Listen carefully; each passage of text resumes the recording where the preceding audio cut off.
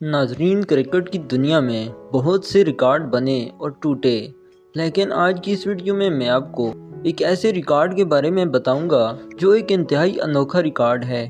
ویسے تو ریکارڈ بنتے ہی ٹوٹنے کے لیے ہیں۔ ریکارڈ ہی وہ واحد چیز ہے جسے کوئی بھی شخص توڑ کر خوش ہوتا ہے۔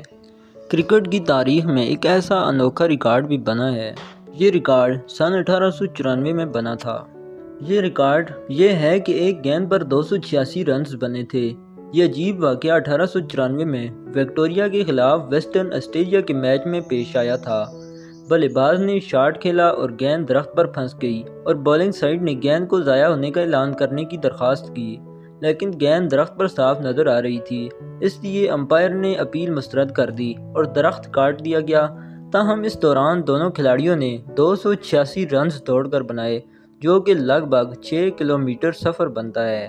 یہ ایک ایسا انتہائی انوکھا اور ایک عجیب سا ریکارڈ ہے۔ آپ کو اس ریکارڈ کے بارے میں سن کر کیسا لگا؟ نیچے کمنٹ باکس میں اپنی رائے کا اظہار کریں، اور اگر آپ ایسی ہی دلچسپ ویڈیوز دیکھنا چاہتے ہیں تو میرے اس چینل کو سبسکرائب کریں اور ساتھ میں موجود بیل آئیکن کو بھی پریس کریں تاکہ ہر نئی آنے والی ویڈیو کا نوٹیفیکیشن آپ کو پر وقت مل سکے۔ ملتے ہیں نیکسٹ ویڈیو میں۔ Thanks for watching. اللہ حافظ۔